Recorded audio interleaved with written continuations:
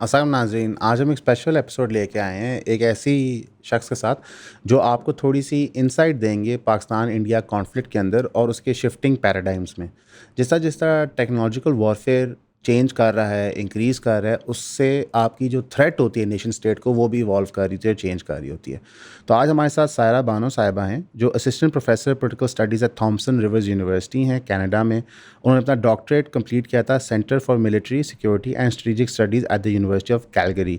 उनको doctoral scholarship मिली थी social sciences and humanities research council से, ग्रेजुएट रिसर्च अवार्ड मिला था साइमंस फाउंडेशन से, और एक्चुअली कई और चीज़ें हैं जो हम कह सकते हैं कि उनको अवार्ड ही नहीं है। तो एक तो उनकी जो रिक्विजिट एक्सपर्टीज़ हैं फील्ड में अल्हम्दुलिल्लाह वो इस्टेब्लिश्ड हैं, साथ हम उनके लिंक्स भी डाल देंगे आर्टिकल्स के ताकि वो पढ़ सकें। उनका जो मोस्ट रिसेंट आर्टिकल था वो इंडियन वॉर सबमरीन के बारे में था, जहाँ पे उन्होंने कहा था कि ग्लोबल पैराडाइम चेंज कर रहा है, स्पेशली क्योंकि अब इंडिया नेवल थ्रेट भी डेवलप कर रहा है और पाकिस्तान उसके रिस्पॉन्स भी कर रहा है। तो मैडम आपका टाइम निकालने का बहुत बहुत शुक्रिया। अंडरस्टैंड कि लाइक वो टाइम डिफरेंस की वजह से हमने आपको बहुत तकलीफ दी है, तो सबसे पहले आपका बहुत शुक्रिया आने का।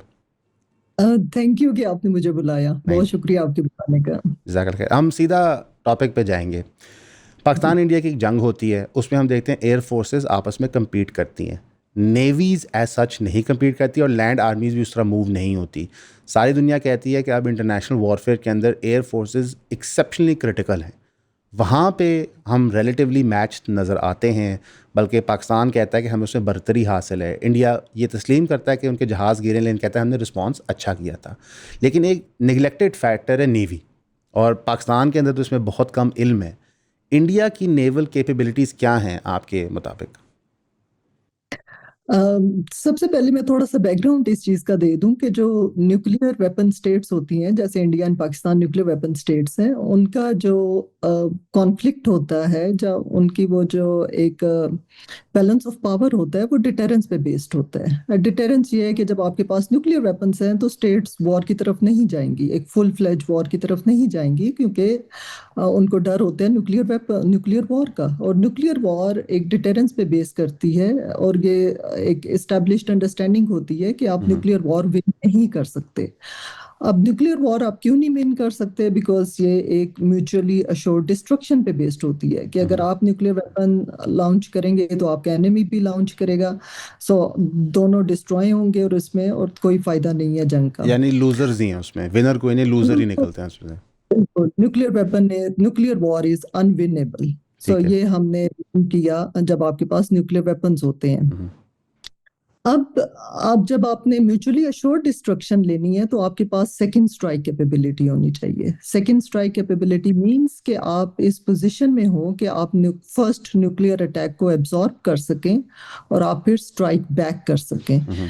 इसमें जो नेवल जो आपकी डिटेरेंस होती है वो बहुत अहम होती है, कि वो आपको सेकंड स्ट्राइक कैपेबिलिटी देती है कि अगर आपकी सबमरीन समवेयर इन वाटर है, अगर आपका लैंड अंडर अटैक भी है, तो आपकी सबमरीन उसको अटैक बैक कर सकती है। ठीक सो है। वो आपको एक अश्योर्ड सेकंड स्ट्राइक कैपेबिलिटी देती है, जो कि इंडिया ने अचीव की है।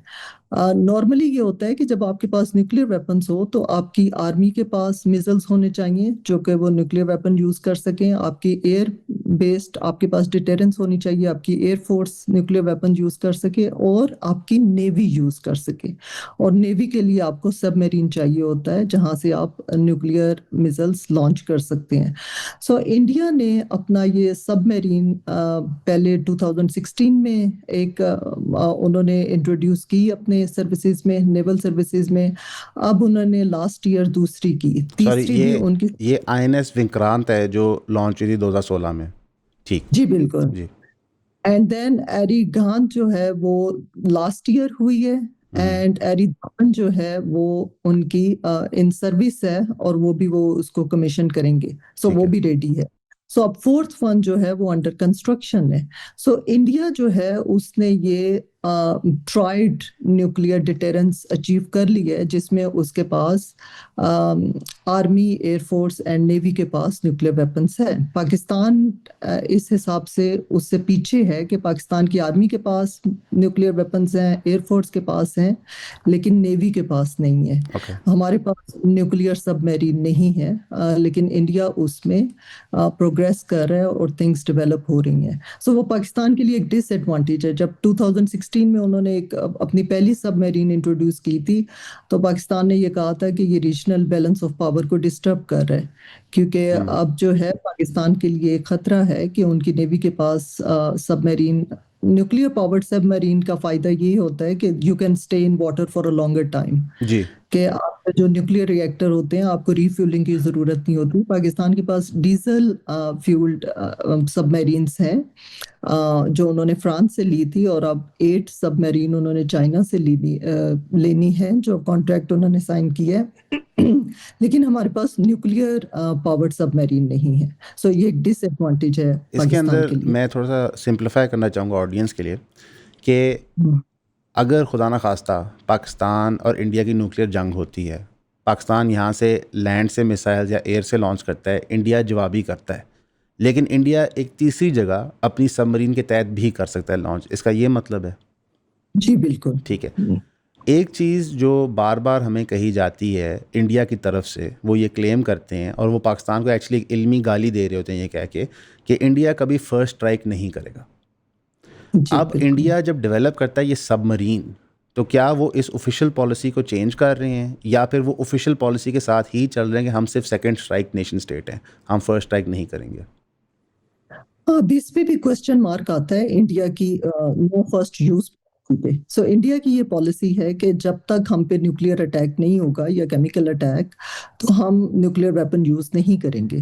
पाकिस्तान के पास ऐसी सच पॉलिसी नहीं है। पाकिस्तान का कहना है कि अगर इंडिया हमें कन्वेंशनल वेपन्स के साथ भी अटैक करता है, तो हम स्ट्राइक बैक करेंगे विद न्यूक्लियर वेपन्स, जो कि टैक्टिकल न्यूक्लियर वेपन्स है, स्मॉल न्यूक्लियर वेपन्स के लिए। अब नो फर्स्ट यूज पे 2016 में शिव शंकर मेनन, जो उनके फॉर्मर नेशनल सिक्योरिटी एडवाइजर रहे हैं, उन्होंने बुक लिखी थी चॉइसेस, और उसमें उन्होंने कहा था कि वी हैव बीन डिबेटिंग कि वेदर ये no first use doctrine applicable भी है कि नहीं, कि अगर हमें पता है कि न्यूक्लियर अटैक इमिनेंट है, तो we wouldn't wait until that time कि जब हम पे अटैक हो तो फिर हम स्ट्राइक बैक करें। So they have been debating openly about this new no first use. अब सबमरीन जब आपके पास होती है, सी बेस्ड डिटेरेंस होती है, तो उसमें क्वेश्चन मार्क आ जाता है आपके नो फर्स्ट यूज पे, क्योंकि सबमरीन जब आप कॉन्फ्लिक्ट में होते हो तो आप कोशिश करते हो कि सबमरीन के साथ आप कांटेक्ट ना करो, क्योंकि जब आप उनके साथ कम्युनिकेट करोगे तो ये खतरा होता है कि आपकी सबमरीन की लोकेशन डिटेक्ट हो जाएगी। तो वो कम्युनिकेशन कॉन्फ्लिक्ट जोन में एक रिस्की होती है। उसके अलावा ये भी होता है कि जब कॉन्फ्लिक्ट होता है, तो जो हमने कोल्ड वॉर में भी देखा कि यूएस एंड यूएसएसआर, उन्होंने काउंटर फोर्स स्ट्रेटजीज बनाई थी कि एक दूसरे की कम्युनिकेशन सेंटर को उन्होंने टारगेट करना था, कमांड कंट्रोल सेंटर को उन्होंने टारगेट करना था। सो सबमरीन के लिए ये भी खतरा होता है कि अगर आपका कमांड एंड कंट्रोल अटैक हो गया है, तो इट मीन्स के बिल्कुल भी कोई कम्युनिकेशन नहीं होती सबमरीन के साथ। तो सबमरीन में ये होता है कि आपको फिर सेंट्रल कमांड से ऑर्डर्स नहीं लेने होते हैं, आपको डेलीगेट करना होता है, डिसेंट्रलाइज करना होता है अपना command and control system. It means कि जो लोकल कमांडर है उसको आपने अथॉरिटी देनी होती है कि वो उस न्यूक्लियर वेपन को यूज कर सके। सो अगेन जब आप एक सी बेस्ड डिटेरेंस लेके आते हैं, तो नो फर्स्ट यूज में उस पे क्वेश्चन मार्क आता है कि अगर एक सबमरीन समवेयर इन वाटर है, तो लोकल कमांडर अगर उस पे एक्शन लेता है न्यूक्लियर वेपन यूज करने का, तो वो नो फर्स्ट यूज उस पे एप्लीकेबल नहीं होता। इसका मतलब ये सो है कि, सॉरी प्लीज़ आप कंप्लीट कर लें बात। तो इसका मतलब ये है कि इंडिया के नो फर्स्ट यूज पे क्वेश्चन मार्क्स आ रहे हैं, जो कि सी बेस्ड डिटेरेंस की वजह से दोबारा वो उसको फर्दर डाइल्यूट हो रहा है। थोड़ा सा मैं अंडरस्टैंड करना चाहूँगा, जो चेन ऑफ कमांड होती है, नॉर्मली हमने वॉरफेयर में देखा है कि एक सेंटर से चेन चल रहा होता है, लेकिन सबमरीन केस के अंदर प्री डिज़ाइंड प्लान्स होते हैं उनके पास कि जनाब बिल्कुल इस सिचुएशन में आपने ये करना है, इस सिचुएशन में आपने ये करना है, और जब पावर वो एक लो रैंकिंग ऑफिसर को दे देते हैं, तो फिर तो literally push of the button उसकी चॉइस है।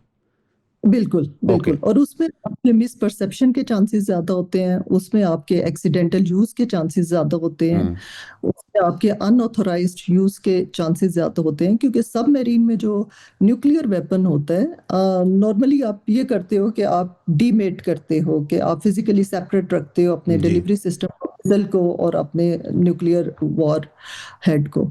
लेकिन सबमरीन में आप क्या करते हो कि वो रेडी पोजीशन में होता है, कि सबमरीन में आपको एक रेडी टू यूज में होता है, और जिसकी वजह से ये भी क्वेश्चन मार्क्स आते हैं कि इसकी सेफ्टी एंड सिक्योरिटी, इसकी अनऑथराइज्ड यूज, मिसपरसेप्शन, सो इन चीज़ों की वजह से न्यूक्लियर वेपन का यूज बढ़ जाता है। एक और बात जहां एक अहम हो जाती है कि जब आप सी बेस्ड डिटेरेंस रखते हैं तो उसमें सेफ्टी एंड सिक्योरिटी के भी कंसर्न आ जाते हैं। ये देखा कि during cold war for 5 times, even in 2000 Russia की एक सबमरीन संक हो गई थी। And during cold war for 5 times, 1 time US की submarine and for 5 times USSR की सबमरीन्स जो कि स्टिल ओशन में है, उनको रिकवर नहीं किया गया। आजकल के दौर में पब्लिक स्पीकिंग स्किल्स होना इंतहाई ज़रूरी है। आप कोई भी काम करें, कारोबार हो, नौकरी हो, स्कूल के अंदर हो, जितना आप अच्छा बोलेंगे, जिस तरह आप आर्ग्यूमेंट्स और थॉट्स अपनी प्रेजेंट करेंगे, उतनी ही मकबूलियत आपको मुआशरे में मिलेगी। Clarity of thought directly related है क्लैरिटी ऑफ स्पीच को। तो ईऑन पे हमने डिसाइड किया कि हम पहली दफ़ा कोर्स ऑफर करेंगे पब्लिक स्पीकिंग और कॉन्फिडेंस बिल्डिंग के ऊपर। हम चाहेंगे कि आप ये कोर्स ज़रूर ज्वाइन करें। इसके फिजिकल सेशंस भी होंगे और ऑनलाइन सेशंस भी होंगे। एक तो हमारे चैनल को सपोर्ट हो जाता है और हम फील करते हैं कि एक स्किल जो हमारे पास है, जिसका हमारा इंडिविजुअल बैकग्राउंड भी है, हम वो आपको सिखा सकते हैं। तो प्लीज़ ज़रूर हमारे कोर्स को ज्वाइन करें। Thank you. उनमें न्यूक्लियर रिएक्टर है, उनमें न्यूक्लियर मिसाइल्स हैं, उनको मॉनिटर किया जा रहा है, लेकिन देर इज अ चांस कि रेडियो एक्टिव मटेरियल जो है वो लीक कर जाए वाटर में, जो कि एक एनवायरनमेंट के लिए थ्रेट होता है।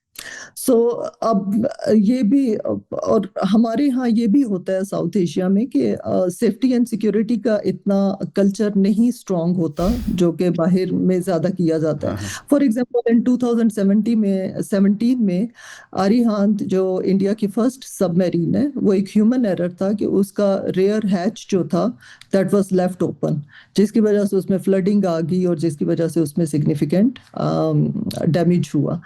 सो अगर एक्सप्लोजन की वजह से, कोलिजन की वजह से अगर सबमरीन आपकी एक्सप्लोड होती है तो वो रेडियो एक्टिव मटेरियल पानी में जाता है, जिसकी वजह से एनवायरमेंटल कंसर्न्स भी हैं। सो ये नॉट ओनली जब आप सी बेस्ड डिटेरेंस की तरफ जाते हैं तो आपकी misperception, accidental used, unauthorize used, but safety and security for environment also becomes important. यहाँ पे एक चीज़ आती है कि इंडिया के अंदर हमने थ्रू आउट द 2000s देखा है कि वहाँ पे यूरेनियम और प्लूटोनियम की चोरी भी होती रही है, वो इंडिया खुद रिपोर्ट करता रहा है। तो जहाँ पे न्यूक्लियर प्रोग्राम के साथ ये रिस्क वैसे ही एसोसिएटेड होते हैं, लीकेजेस लैंड के, हमने जापान के अंदर बहुत बड़ा रिएक्टर लीक देखा। तो दुनिया ने क्यों नहीं रिएक्ट किया जब इंडिया ने ये चीज़ें की? बिकॉज अमूमन दुनिया हर चीज़ को वॉच कर रही होती है, चाहे वो यूएन हो या ग्लोबल सुपर पावर्स हो, तो इस पे उनका कोई रिएक्शन क्यों नहीं आया? अब आप ये भी, अगर आपको याद हो, 2022 में उनका ब्रह्मोस एक मिसाइल जो था वो पाकिस्तानी टेरिटरी पे गिरा था, जी। और जो उन्होंने कहा कि दैट वाज बाय मिस्टेक और टेक्निकल एरर था। अब ये भी एक और इशू है कि इंडिया पाकिस्तान के जो मिसाइल्स हैं, they can carry both conventional weapons and nuclear weapons, जिसकी जी। वजह से मिसपरसेप्शन का चांस और ज्यादा हो जाता है।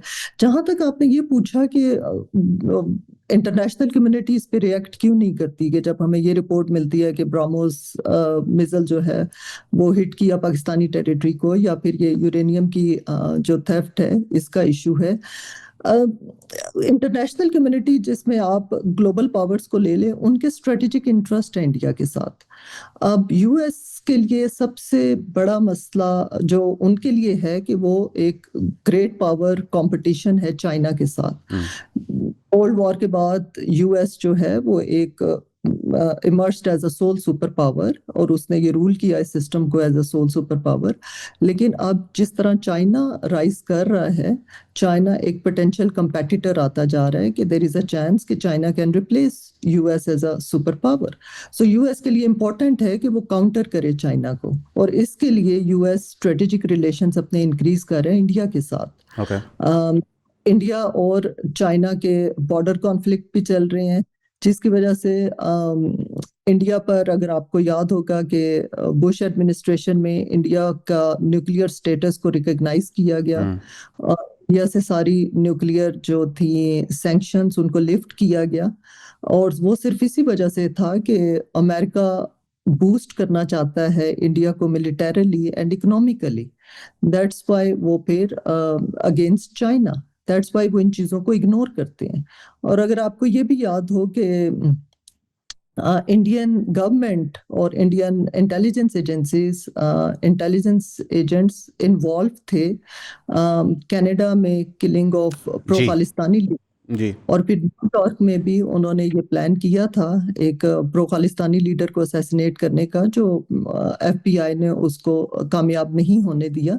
लेकिन जो यूएस था उसने इसको डाउन प्ले किया, उसने पब्लिकली इंडिया को कुछ नहीं कहा, बैकडोर डिप्लोमेटिकली उन्होंने इंडिया को वार्न किया कि ये अनएक्सेप्टेबल होगा कि you are trying to kill a US citizen on US sorry soil, तो ये अनएक्सेप्टेबल होगा। पब्लिकली उन्होंने नहीं कहा ऐसा कुछ। उसकी रीजन यही है कि यूएस के लिए इंडिया स्ट्रेटेजिकली इंपॉर्टेंट है। सो इंडिया जो है वो यूएस जो है वो इंडिया को यूज करना चाह रहा है against China.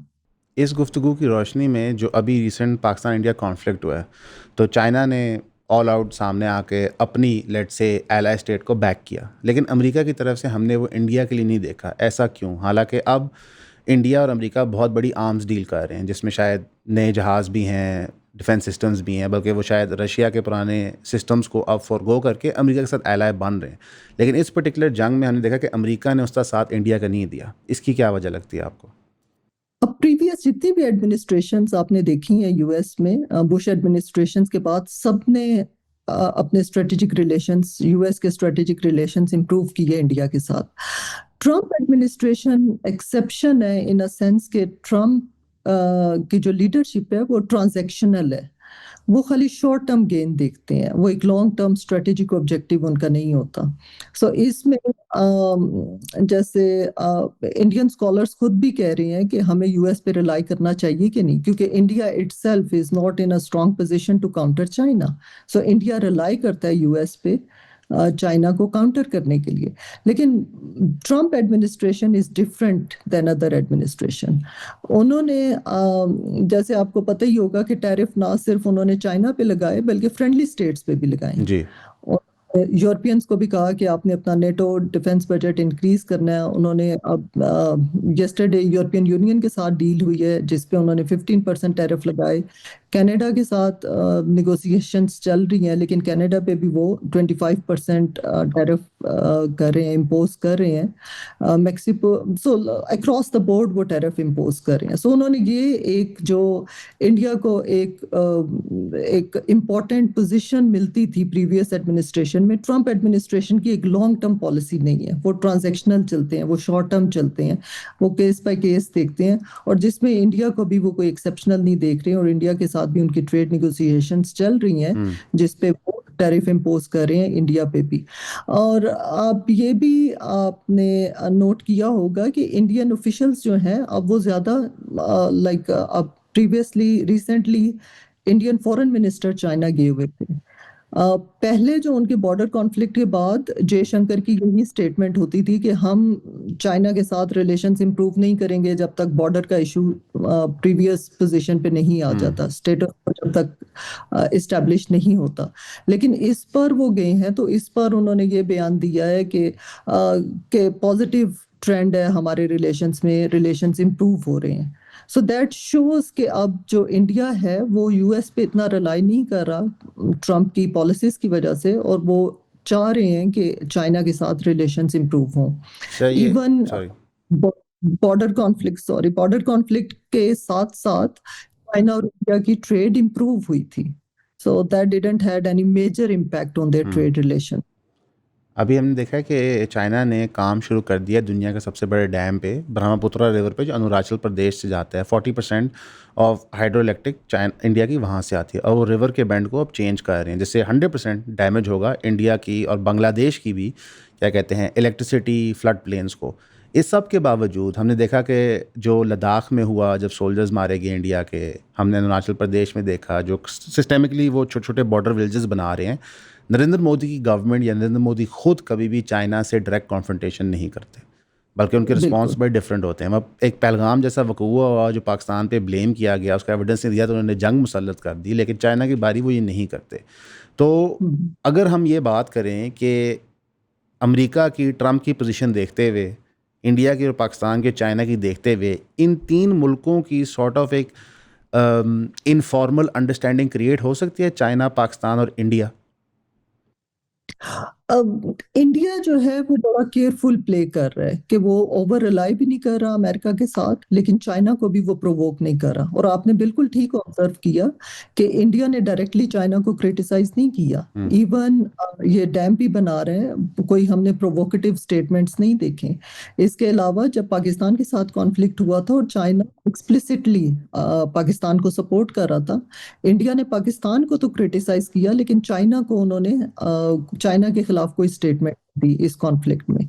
So India careful इसमें अपना एक बैलेंसिंग एक्ट प्ले कर रहा है कि जिसमें इंडिया चाइना को प्रोवोक भी नहीं करना चाह रहा, but at the same time India जो है वो यूएस के साथ स्ट्रेटेजिक रिलेशंस बरकरार रखना चाह रहा है, बट ओवर रिलायंस उस पर नहीं कर रहा।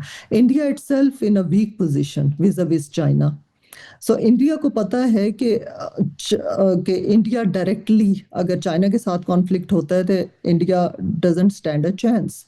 लेकिन यूएस के साथ, और चाइना को भी यही कंसर्न है, चाइना को पता है कि India is not a threat for China, but what China is perceiving as a threat, US की जो ग्रोइंग स्ट्रेटेजिक रिलेशनशिप है वो चाइना के साथ, जो वो यूएस की ग्रोइंग रिलेशनशिप इंडिया के स्ट्रेटेजिक साथ है। इंडिया के साथ है अगेंस्ट चाइना। अब इसमें कुछ इंडियन स्कॉलर्स ये भी कह रहे हैं कि जैसे इंडिया कहता है कि इंडिया को थ्रेट है बोथ पाकिस्तान एंड चाइना के साथ। इंडिया का जितना भी न्यूक्लियर प्रोग्राम या मिलिट्री स्ट्रेटजीज हैं, they address take into account both Pakistan and China. अब कुछ स्कॉलर्स, इंडियन स्कॉलर्स ये भी सजेस्ट करते हैं कि स्टेट्स के लिए हमेशा मुश्किल होता है टू फ्रंट वॉर लड़ना। सो इसके लिए बेहतर है कि इंडिया को अपने रिलेशंस इंप्रूव करने चाहिए पाकिस्तान के साथ, so that India can exclusively focus on China.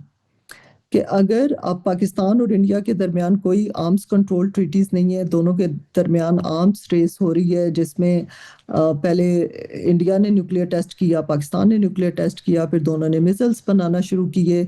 अब इंडिया जो है वो न्यूक्लियर की तरफ, सबमरीन की तरफ जा रहा है, पाकिस्तान जो है वो कोशिश कर रहा है अपने डीजल सबमरीन पे ही क्रूज मिसाइल उन पे लॉन्च करने की। सो एक आर्म्स रेस चल रही है। और जैसे हमने ये मई के कॉन्फ्लिक्ट में देखा भी कि जब इस तरह की कॉन्फ्लिक्ट हो तो रिस्क बढ़ जाता है न्यूक्लियर वॉर का, और पाकिस्तान इंडिया के दरमियान कोई कम्युनिकेशन नहीं होती, कोई आर्म्स रेस, कोई आर्म्स कंट्रोल ट्रीटीज नहीं है, कोई इस तरह की डायरेक्ट कम्युनिकेशन नहीं है कि जिसमें ये कहा जा सके कि इस तरह की सिचुएशन में हम कैसे मिसपरसेप्शन और accidental use of escalation of war को हम रिड्यूस कर सकते हैं। इस तरह की कोई चीज़ नहीं है। सो इंडिया के इंटरेस्ट में है कि वो पाकिस्तान को इंगेज करे। अगर इंडिया समझता है कि पाकिस्तान का एक थ्रेट है, and Pakistan quote and quote जो इंडियंस कहते हैं कि Pakistan, we are facing a Pakistan problem, so उसको वो सॉल्व करना उसके इंटरेस्ट में है। On the other hand Pakistan के भी इंटरेस्ट में है कि अगर इंडिया आर्म्स कंट्रोल की तरफ जाता है, क्योंकि पाकिस्तान की इकोनॉमी अफोर्ड नहीं कर सकती न्यूक्लियर सबमरीन बनाना और ये न्यूक्लियर आर्म्स की तरफ जाना, पाकिस्तान की इकोनॉमी अफोर्ड नहीं कर सकती। तो दोनों स्टेट्स के इंटरेस्ट में है कि आप एक आर्म्स कंट्रोल की तरफ जाएं, कॉन्फिडेंस बिल्डिंग मेजर्स की तरफ जाएं। और हमें तो इस रीजन को तो नॉन ट्रेडिशनल सिक्योरिटी थ्रेट ज्यादा अब फेस करने पड़े हैं। जी। जैसे आप क्लाइमेट चेंज को देखें, कि जिसमें हमें फूड सिक्योरिटी के प्रॉब्लम आ रहे हैं, जिसमें फ्लडिंग के प्रॉब्लम आ रहे हैं, जिसमें आपको ड्राउट के प्रॉब्लम आ रहे हैं, जिसमें आपको एक्सट्रीम हीट के प्रॉब्लम आ रहे हैं, जिसमें एयर पोल्यूशन है कि लाहौर और न्यू दिल्ली बहुत वर्ल्ड्स टॉप पोल्यूटेड सिटीज होते हैं। जी। तो दोनों को इस पे काम करना चाहिए बजाय इसके कि ये न्यूक्लियर के आर्म्स रेस की तरफ जाएं। मैडम, यहाँ पे मेरा सवाल है कि जो पाकिस्तान का रिस्पांस है इस न्यूक्लियर सबमरीन को, थोड़ा सा मैं वापस आऊँगा कि बाबर 3 जो है ये अफेक्टिव है, नहीं है, ये सिर्फ एक कवर है सॉर्ट ऑफ कि यार हम भी कुछ कर रहे हैं, या फिर इसकी कोई एक्चुअल थ्रेट है जो न्यूट्रलाइज कर सकती है let's say Indian submarine threat को? इंडिया का जो सबमरीन प्रोग्राम है, जो न्यूक्लियर प्रोग्राम है, वो एक ब्रॉडर है। पाकिस्तान को खाली थ्रेट इंडिया के साथ है, और पाकिस्तान की जितनी भी स्ट्रेटजीज होती हैं वो ओनली इंडिया के अगेंस्ट होती हैं। India on the other hand कहता है कि मेरा जो रियल कंपटीशन है वो चाइना के साथ है। जी। China on the other hand कहता है कि इंडिया मेरे लिए थ्रेट नहीं है, मेरे लिए थ्रेट यूएस है, सो वो compete करता है यूएस के साथ। अब इंडिया जो है वो एक ग्रेट पावर स्टेटस लेना चाहता है, वो अपने आप को देखता है कि मैं एक मेजर रोल प्ले करूं इन ग्लोबल पॉलिटिक्स में। India is a fourth largest economy. Pakistan doesn't have such ambitions. So India जो है उसके एक ज्यादा अजाइम है ग्रेट पावर की तरफ इंडो पैसिफिक रीजन में, इंडियन ओशन में एक मेजर रोल प्ले करने के। पाकिस्तान क्योंकि सिर्फ इंडिया की तरफ एक्सक्लूसिवली फोकस्ड है, न्यूक्लियर जब डिटेरेंस आपके पास आता है तो इधर नंबर्स इतने ज्यादा मैटर्स नहीं करते जितने आपके पास एक क्रेडिबिलिटी एंड कैपेबिलिटी मैटर करती है। अगर पाकिस्तान न्यूक्लियर सबमरीन की तरफ नहीं भी जाता लेकिन बाबर क्रूज मिसाइल्स को वो सबमरीन्स पे से लॉन्च करने की सलाहियत रखता है तो that will give a deterrence. ठीक है। अब जैसे रिसेंट कॉन्फ्लिक्ट में हमने ये देखा कि इंडिया को हमेशा कहा जाता था कि कन्वेंशनल वेपन्स इंडिया के पास ज्यादा हैं, कन्वेंशनल सुपीरियोरिटी है इंडिया के पास, लेकिन जो न्यूक्लियर वेपन्स हैं वो उसको नलीफाई कर देते हैं उस कन्वेंशनल सुपीरियोरिटी को। जी। इसी तरह अगर आप सी बेस्ड लेसर वेपन्स भी रखते हैं, न्यूक्लियर वेपन्स भी रखते हैं, वो स्टिल आपको डिटेरेंस प्रोवाइड करते हैं। आप क्या कहते हैं जो कन्वेंशनल वॉर हमने देखी इस दफ़ा, that did not escalate to let's say nuclear conflict, because assumption ये थी कि पाकिस्तान जो है वो इतना केपेबल नहीं है और उसको रिजॉर्ट करना पड़ेगा, बल्कि in the days of the conflict international media sources और इंडियन मीडिया सोर्सेज तो कह रहे थे कि जनाब पाकिस्तान किसी भी टाइम न्यूक्लियर ऑप्शन को रिवर्ट कर सकते, लेकिन पाकिस्तान ने ये नहीं किया। मसलन at no given point in time बकौल DGI-SPR के, बकौल या कहते हैं इंटरनेशनल वॉच डॉग से, पाकिस्तान ने न्यूक्लियर असेंबली शुरू नहीं की थी, यानी कि वो पार्ट्स सेपरेट ही पड़े हुए थे।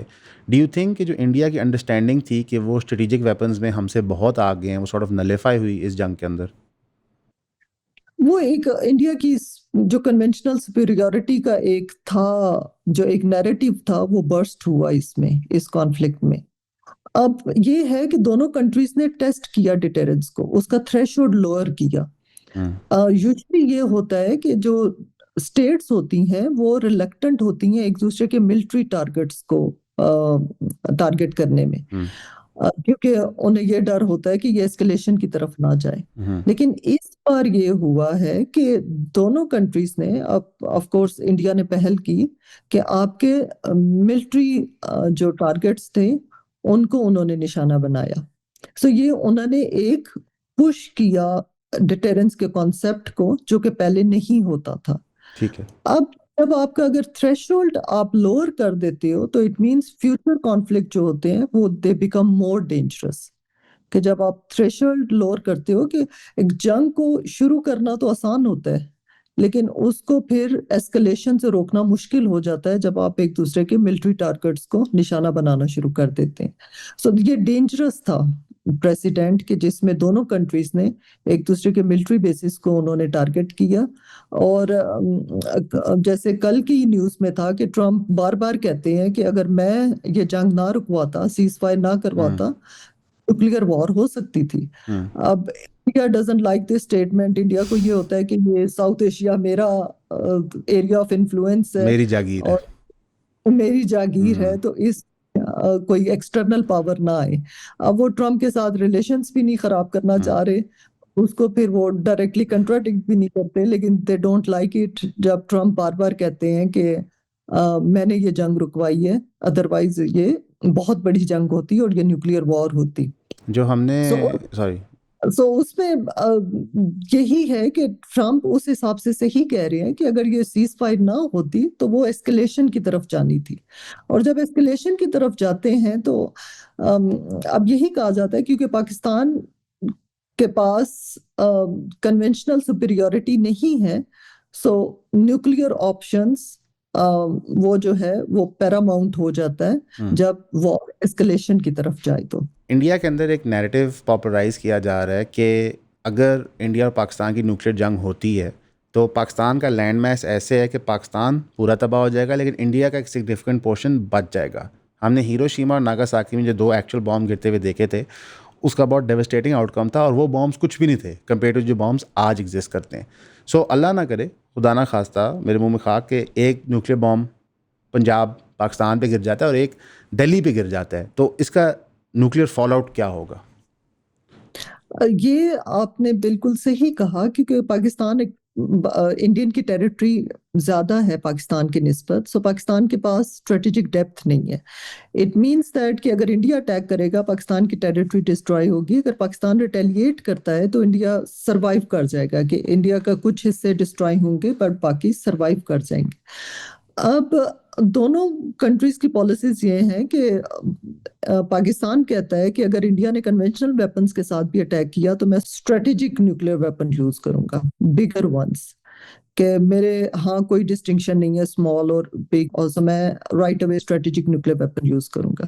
अब यहाँ ये होता है कि अगर आप न्यूक्लियर वेपन्स को देखें, जो नागासाकी एंड हिरोशिमा में न्यूक्लियर वेपन यूज हुए थे, उसके बाद एक अमेरिकन न्यूक्लियर स्ट्रेटेजिस्ट थे, उन्होंने जब ये डिवेस्टेशन देखी तो उन्होंने कहा था कि whatever I have written has become redundant, कि न्यूक्लियर वेपन्स के पहले बस बेस्ट स्ट्रेटजी ये होती थी कि आपने अपने वेपन्स को कैसे इफेक्टिवली यूज करना है और मैक्सिमम डैमेज आपने कैसे करना है अपने एनिमी को। लेकिन न्यूक्लियर वेपन जब यूज हुआ तो ये रियलाइज किया गया कि ये वेपन हम यूज कर ही नहीं सकते, ये इतने डिवेस्टेटेड हैं, इतने कैटास्ट्रॉफिक हैं कि ये सारे लिविंग बींग्स के लिए ये एक्सट्रीमली डेंजरस है। So these weapons should not be used. So यही अंडरस्टैंडिंग रही कोल्ड वॉर में between the United States and USSR, कि ये न्यूक्लियर वेपन्स यूज नहीं होना चाहिए।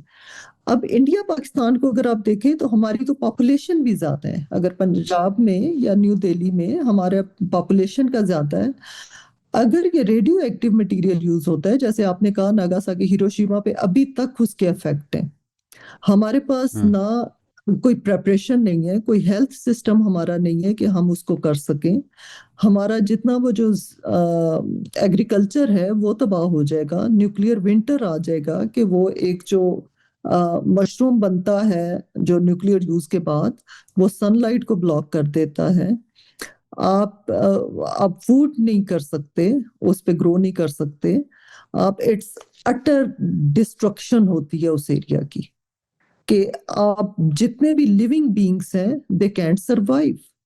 सो आपकी वो जमीन ही हैबिटेबल नहीं रहती कि आप उस पे सरवाइव कर सकें, आप उस पे रह सकें।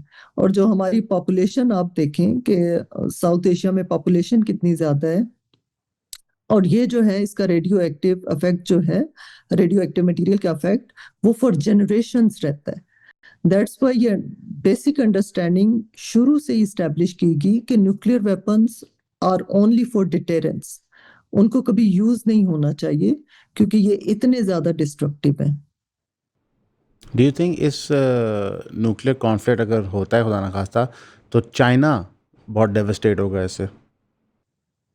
बिल्कुल, और चाइना क्योंकि फोकस कर रहा है अपनी इकोनॉमी पे कि वो अपनी इकोनॉमिक डेवलपमेंट को सस्टेन रखे, चाइना का यही ऑब्जेक्टिव है कि उसके नेबरहुड में सारा स्टेबिलिटी रहे। इस तरह का अगर आता है तो, क्योंकि आप देखिए सारे रीजन एक दूसरे के साथ कनेक्टेड होते हैं, अगर आर्टिक में स्नो मेल्ट हो रही है तो वो ना सिर्फ आर्टिक के लिए बल्कि सारे रीजन्स के लिए खतरा है, क्योंकि इसका रिपल इफेक्ट होता है क्लाइमेट चेंज का। अगर आप देखें तो अगर इसी तरह साउथ एशिया में न्यूक्लियर वेपन यूज होते हैं तो उसका इफेक्ट ना सिर्फ साउथ एशिया पे होगा बल्कि उसके अदर रीजन्स, वर्ल्ड रीजन्स पे भी होगा। अब हमारे यहाँ ये अंडरस्टैंडिंग बहुत ज़रूरत है हमारे अवाम में, बहुत इंडिया एंड पाकिस्तान में, कि वो ये रियलाइज करें कि न्यूक्लियर वॉर जो है वो कितनी डिस्ट्रक्टिव है, कि हम जो होते हैं वो ये नैरेटिव बिल्ड हो रहा होता है सोशल मीडिया पे कि हमने न्यूक्लियर वेपन यूज करने हैं, हमने न्यूक्लियर वेपन को इस कॉन्फ्लिक्ट के लिए ही रखे हैं, बट पब्लिक ओपिनियन होना चाहिए अगेंस्ट न्यूक्लियर यूज, ना कि in favour of nuclear weapon use. Okay, I understand, because हमारे यहाँ भी जंग के दौरान बहुत सारी आवाज़ें कहती है चला दो बम देखी जाएगी, और आप एज ए रैशनल पर्सन सोचते कि भाई ये पॉसिबल नहीं है कि आप बम चला दें, वो बम चला दें, मैं ये को छोटा मोटा खेल नहीं है, दो ख़ानदानों की लड़ाइयाँ नहीं है जहाँ हवाई फायर हो रहे हैं, ये बहुत डेंजरस है। लेकिन मेरा ये सवाल बनता है कि जो इंटरनेशनल वॉच डॉग है IAEA, जिसने इस सब चीज़ को दुनिया में मॉनिटर करना होता है, अब इंडिया NPT का सिग्नेटरी नहीं है जो नॉन प्रोलिफरेशन ट्रीटी है, तो उस सिचुएशन के अंदर क्या इंडिया का ये प्रोग्राम वर्चुअली किसी कंट्रोल के बगैर बढ़ी जा रहा है? हमने रिसेंटली ईरान में देखा कि वो IAEA के सुपरविजन के अंडर थे, फिर भी जब उन्होंने यूरेनियम एनरिचमेंट एक लेवल से ज़्यादा की तो बाकायदा अमेरिका ने एयर स्ट्राइक्स किए। उन्होंने B-2 बॉम्बर लॉन्च कर दिया, साइट्स तबाह कर दी, न्यूक्लियर रेडिएशन के लीक का भी चांस था। हाउएवर इंडिया के केस के अंदर हम देखते हैं कि कम्प्लीटली अनचेक्ड उनका सिस्टम चल रहा होता है, उसमें बिल्कुल। प्रॉब्लम्स भी एग्जिस्ट करते हैं। तो अब IAEA इसके अंदर क्या करे? क्या वो एक इनफेक्टिव बॉडी है, एक इफेक्टिव बॉडी है, उसका रोल क्या है? अब ईरान जो है वो सिग्नेटरी है एनपीटी का। सो ईरान जी जो है वो अंडर इंटरनेशनल लॉ, ईरान पर ऑब्लिगेशन है कि उसने न्यूक्लियर वेपन नहीं बनाने। अब इंडिया, पाकिस्तान, इन्होंने ये कभी ट्रीटी साइन नहीं की। इट मीन्स इन पे कोई इंटरनेशनल लॉ लागू नहीं हो रहा कि ये न्यूक्लियर वेपन ना बनाए। नॉर्थ कोरिया ने साइन किया था लेकिन विड्रॉ किया और न्यूक्लियर वेपन बना लिए, उन्होंने न्यूक्लियर टेस्ट किए। अब इंडिया, पाकिस्तान अंडर सैंक्शंस रहे। पाकिस्तान अभी भी अंडर सैंक्शन है, लेकिन इंडिया के खिलाफ ये सैंक्शन उन्होंने लिफ्ट कर दी थी। अब इस सिचुएशन के अंदर what do you think Pakistan के लिए what are the best steps? Like what Pakistan ऐसा क्या कर सकता है अगर हम बाकी सारे फैक्टर्स छोड़ दें, जहाँ पे इंडिया के पास एरियल, लैंड और अब नेवल थ्रेट भी है, पाकिस्तान काउंटर्स तो डेवलप कर रहा है, पर मूविंग फॉरवर्ड पाकिस्तान के लिए क्या बेस्ट सिचुएशन है? What should Pakistan do in this case? Pakistan ने अपनी एक डिटेरेंस एस्टेब्लिश की मई 2025 में, जो कि एक अच्छी बात है, जिसमें एक ये है कि जो इंडिया की कन्वेंशनल सुपीरियोरिटी थी उसको बर्स्ट किया गया कि Pakistan can retaliate and Pakistan can defend it's security. दोनों कंट्रीज को अगेन आर्म्स कंट्रोल की तरफ जाना चाहिए। दोनों कंट्रीज के दरमियान कोई कम्युनिकेशन नहीं है, दोनों कंट्रीज के दरमियान कोई ट्रीटीज नहीं है। इवन जो इंडस वाटर ट्रीटी थी वो भी सस्पेंड कर दी इंडिया ने। सो ये एक डेंजरस प्रेसिडेंट होता है कि अगर आपके पास न्यूक्लियर वेपन्स हों तो आपने एक दूसरे को अकोमोडेट करना होता है, उसमें आप कॉन्फ्लिक्ट को अवॉइड करते हो, उसको आप कॉन्फ्लिक्ट एस्केलेशन की तरफ नहीं जाते। और ये जो क्राइसिस होते हैं इसमें फिर खतरा बढ़ जाता है, न्यूक्लियर वॉर का खतरा बढ़ जाता है। अगर न्यूक्लियर, और ये बात कोल्ड वॉर में US एंड USSR ने लर्न की, उन्होंने ये सीखा विद ट्रायल एंड एरर कि बेस्ट सिनेरियो यही है कि न्यूक्लियर वॉर हम नहीं अफोर्ड कर सकते, ना ये दुनिया अफोर्ड कर सकती है। सो हमें आर्म्स कंट्रोल की तरफ जाना चाहिए।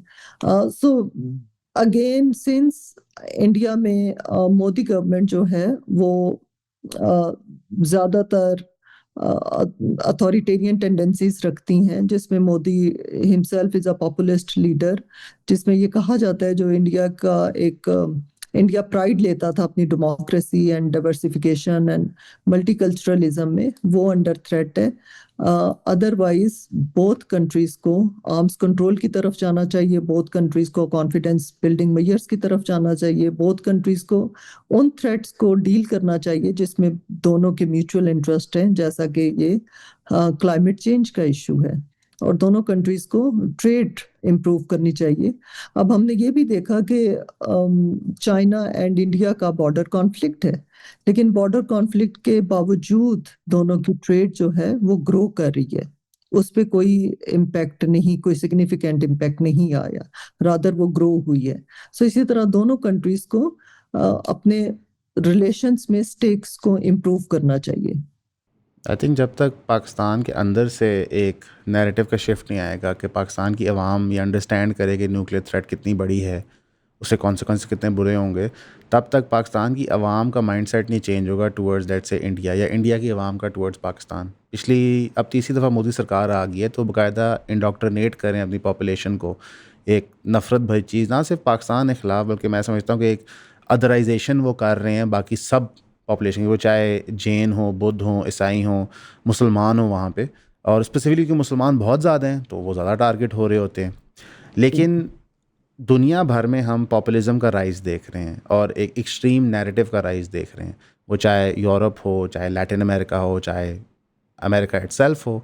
तो पाकिस्तान, इंडिया, ये सब उसी का एक शिकार हैं, sort of like pendulum post world war 2 from A liberal secular ideal वापस शिफ्ट कर रहा है towards let's say right wing nationalism. Iran की जंग को देखें, यूक्रेन रशिया की जंग को देखें, पाकिस्तान इंडिया कॉन्फ्लिक्ट देख लें, अभी थाईलैंड में आए मेरे आपस में लड़ पड़े हैं, उनकी भी सुलह हो रही है, तो do you think world war 3 on the books नज़र आ रही है या एक लार्ज स्केल कॉन्फ्लिक्ट नज़र आ रहा है? World war 3 I think state still restaurant show कर रही हैं कि ठीक है। जो रशिया ने इन्वेड किया था यूक्रेन पे, उसके बाद हमें था कि मे बी ये एक्सकलेट ना कर जाए, लेकिन जो यूक्रेनियन प्रेसिडेंट है वो बार बार कह रहे थे कि हमें नो फ्लाई जोन दिया जाए, लेकिन नेटो कंट्रीज ने, अमेरिका ने उसको रेजिस्ट किया कि अगर हम नो फ्लाई जोन देते हैं तो it means we will be in direct conflict with Russia. उसमें आपने ये भी देखा कि चाइना ने भी रेस्ट्रेंट किया, चाइना न्यूट्रल रहा, चाइना ने एक्सप्लिसिटली रशिया को सपोर्ट नहीं किया, चाइना ने भी रेस्ट्रेंट शो की। So we are not at that point कि जहां हम वर्ल्ड वॉर 3 देख सकें, लेकिन आपने बिल्कुल राइटली पॉइंट आउट किया कि एक बहुत फ्रेगमेंटेड वर्ल्ड ऑर्डर हम देख रहे हैं, जिसमें हमने ये सोचा था कि कोल्ड वॉर के बाद अब ये ग्रेट पावर कंपटीशन खत्म हो गया है, तो इट मींस के नाउ हम लिबरलिज्म की तरफ, ग्लोबलाइजेशन की तरफ जाएंगे, मोर इंटीग्रेटेड वर्ल्ड की तरफ जाएंगे। लेकिन उसमें अब हम पेंडुलम ने स्विंग किया फ्रेगमेंटेशन की तरफ, जिधर कंट्रीज जो हैं वो एक और ये ब्लो बैक आया है ग्लोबलाइजेशन का, जिसमें हम ये देखते हैं कि पॉपुलिज्म जो है वो राइज कर रहे हैं, राइट विंग पार्टीज पावर में आ रही हैं, और ये अक्रॉस द ग्लोब हो रहा है। ये किसी एक रीजन में नहीं बल्कि हर जगह ये हो रहा है। सो हम एक फ्रेगमेंटेड वर्ल्ड ऑर्डर देख रहे हैं जिसको ट्रम्प एडमिनिस्ट्रेशन ने एक्सेलरेट किया है। अब ये डिपेंड करता है कि यूएस की अपकमिंग के अमेरिका सरवाइव करता है ट्रम्प एडमिनिस्ट्रेशन को टू व्हाट एक्सटेंट, और उसके आफ्टर क्या होते हैं। क्या दूसरे जो अपकमिंग एडमिनिस्ट्रेशन होंगी वो यही देखेंगी कि ट्रम्प की पॉलिसी ज्यादा फीजेबल है कि आप एक इमोशनल अपील करते हो आवाम के साथ, ओवर प्रॉमिस करते हो, आप इस तरह के नैरेटिव बिल्ड करते हो, पॉपुलिस्ट नैरेटिव बिल्ड करते हैं and it's easy to come into power, या फिर उसको वो रेजिस्ट करेंगे। आई फील कि जो ट्रम्प की ओवर प्रॉमिसिंग थी, स्पेशली अब जो वो अपनी पॉलिसीज़ लेके आ रहे हैं, sort of American deep state की पॉलिसी सिमिलर थी, सिर्फ ट्रम्प जो है वो बस वोकलाइज कर देता है। इनफैक्ट जो ये एक अमेरिकन बुलियज़म थी या क्रोनियज़म थी वो हो रही थी बिहाइंड द सीन्स, पर ट्रम्प वो जो एक पर्दा होता है स्टेट क्राफ्ट का उसको उठाता है और कहता है हाँ बस हम ये कर रहे हैं, और आई बिल्कुल थिंक उसका इफेक्ट बहुत डेवस्टेटिंग होता है मार्केट्स पे और लोगों की साइकी के ऊपर। बंदा कहता है कि कुछ तो एग्जैक्टली, आप पर्दा रख लें, कुछ तो शर्म रख लें, ठीक है आपने अपनी मनमानी करानी है लेकिन बिल्कुल थोड़ी एक लिमिट में। एंड आई फील के फॉर एग्जांपल उससे बनस्बत चाइना ने बेहतर खेला कि लाइक रशिया की कॉन्फ्लिक्ट यूक्रेन में होती है, चाइना खामोश रहता है लेकिन नॉर्थ कोरिया से ट्रूप्स भिजवा देता है। अब बिल्कुल नॉर्थ कोरिया वर्चुअली चाइना की प्रॉक्सी है, तो जो पहले काम 90s में अर्ली 2000 में अमेरिका करती है वो चाइना कर रही है कि ठीक है प्रॉक्सीज़ को आर्म करो। तो आई थिंक कि आपकी बात बिल्कुल दुरुस्त है कि दुनिया बहुत फ्रैगमेंट हो गई है, और मुझे तो कोई ग्रेट यूनिफाइंग फोर्स नज़र नहीं आ रही, टू बी वेरी फ्रैंक। मज़ीद फ्रैगमेंटेशन नज़र आ रही है क्योंकि इस वक्त फ्रैगमेंटेशन बिक रहा है, चाहे वो पॉलिटिकल नैरेटिव में हो चाहे सोशल डिस्कोर्स में हो। और जिस बिल्कुल तरह सोशल मीडिया इटसेल्फ सेटअप है वो एको चेम्बर्स क्रिएट करता है, फिर उनको फाइनेंशियली रिवॉर्ड करता है। सॉर्ट ऑफ हर कोई इंसेंटिवाइज है इस वक्त के अपने अपने एको चेम्बर में बैठ के भाषण देता रहे। इस बिल्कुल केस में एकेडेमिया के अंदर आपको क्या नज़र आता है, बिकॉज आपकी वो फील्ड है और आप काम कर रहे हैं बाहर, वहाँ पे भी आपको ये एको चेम्बर्स नज़र आ रहे हैं जो सॉर्ट ऑफ एक फ्यूल कर रहे हैं, या वहाँ पे अभी भी क्रॉस पॉलिनेशन है आइडियाज़ की? अब आपने ये बिल्कुल ठीक कहा कि जिस तरह ये सोशल मीडिया आ गया है, जिस तरह ये इंफॉर्मेशन का फ्लड आता है, उसमें आप ये देखते हो कि एको चैम्बर की तरफ से मिस इन्फॉर्मेशन ज़्यादा होती है, फेक न्यूज़ ज़्यादा ट्रैवल करती है, और जिसकी वजह से पोलराइजेशन ज़्यादा होती जा रही है, क्योंकि जो लोग होते हैं वो काउंटर आर्ग्यूमेंट नहीं सुनते, वो अपने ही आर्ग्यूमेंट, जब आप एल्गोरिथम की वजह से वही कंटेंट आप दोबारा देखते रहते हैं तो आप उसी पे रिजिड होते हैं अपने बिलीफ पे और दूसरे। सो पहले अगर हम देखें, और ये डेमोक्रेसी के लिए बहुत बड़ा थ्रेट है, डेमोक्रेसी डिपेंड करती है अवाम के ऊपर ही, कि अवाम एक अवेयर हो, क्योंकि अल्टीमेटली अवाम ने डिसाइड करना होता है। अब हम ये देखते हैं कि अवाम इटसेल्फ जो है वो विक्टिम होता जा रहे हैं इस पोलराइजेशन का। उसमें उन्होंने कि पहले जो इश्यूज होते थे, जो जो डिबेट होती थी वो पॉलिसीज पे होती थी, उस पे आउटराइट आप एक दूसरे के एनिमी नहीं बन जाते थे, ये एक्सेप्ट करते थे कि देर आर बेसिक फैक्ट्स जिस पे हम फैक्ट्स पे एग्री करते हैं, लेकिन हम पॉलिसीज पे हमारे डिफरेंसेस हैं।